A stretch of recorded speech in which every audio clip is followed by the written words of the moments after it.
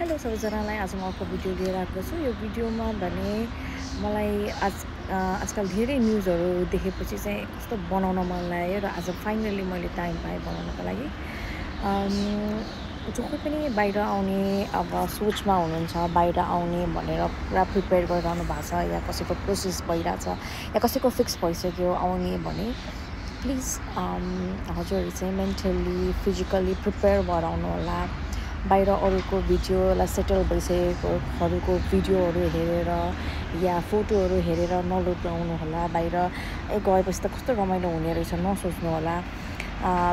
अब अझ सिङ्गल आउनुहुन्छ भने अझ गाह्रो छ है। अब विदेश लाइफमा आफ्नो फ्यामिली हुँदैन।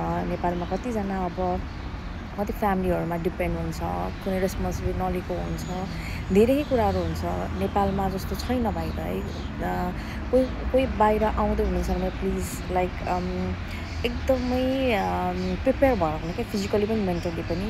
मैले पहिला पनि भनेँ लाइक बाहिर गएपछि जस्तो परिस्थितिमा परे पनि म जे काम गर्नु परे पनि म गर्छु। जस्तै अब आफूलाई जस्तै गाह्रो भए पनि म गाह्रो गर्नैको लागि म बाहिर आएको हो।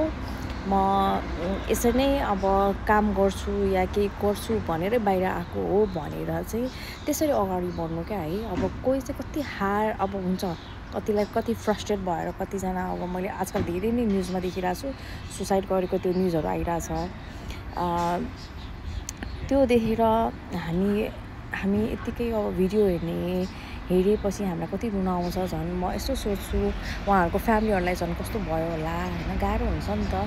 त्यही भएर अनि म के भन्न चाहन्छु भने कतिजना म बुझ्छु कतिजना त ऋण लिएर पनि आउनुहुन्छ बाहिर होइन, ऋण लिएरै नै आउनुहुन्छ प्रायः जसो।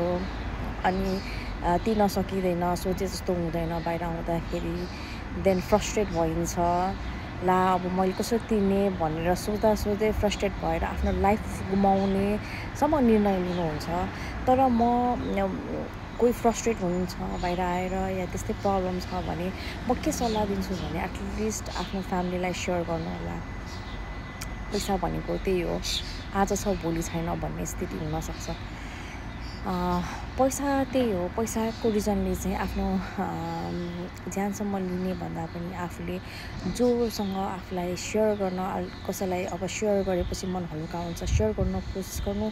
सेयर गरेर कसैले सजेसन दिनु होला, आफ्नो मिल्ने साथीहरूले अभियसली सजेसन दिनुहुन्छ। सजेसनले पनि कति आफूलाई हेल्प हुन्छ। र आफ्नो फ्यामिलीसँग पनि कुरा गर्नु, किनभने फ्यामिलीले किन नबुझ्नु होला र बाहिर आएर फेरि फर्किनु पऱ्यो, बरु फर्किने लोन भए पनि नेपालमा गएर केही गर्छु या जसरी हुन्छ त्यो गरौँला, बरु फ्यामिलीसँग एकचोटि सल्लाह गरेर त्यसरी हजुरले चाहिँ त्यसरी अगाडि बढ्नु क्या। लाइक लाइफै लिने भनेर चाहिँ डिसिसन त्यसरी नलिनु होला। त्यस्तो फ्रस्ट्रेट केही भयो भने चाहिँ प्लिज फ्यामिलीसँग एटलिस्ट तपाईँले फ्यामिलीसँग सेयर गर्नु। I think life is like के भन्ने, कतिजना अब म एज अ नर्स कतिजनालाई कति बाँच्न मन हुन्छ, तर कति अब डिजिज कन्डिसनले गर्दाखेरि अकालमै कसैको मृत्यु भइरहेको देखिरहेको हुन्छु होइन।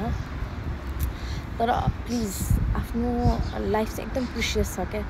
त्यसरी लाइक बाहिर आएर लाइक केही रिजनले त्यस्तो डिसिसन लिनुभन्दा अगाडि आफ्नो आमा बाउलाई मनैदेखि लाइक ओके म आमा बाउलाई सम्झिनु।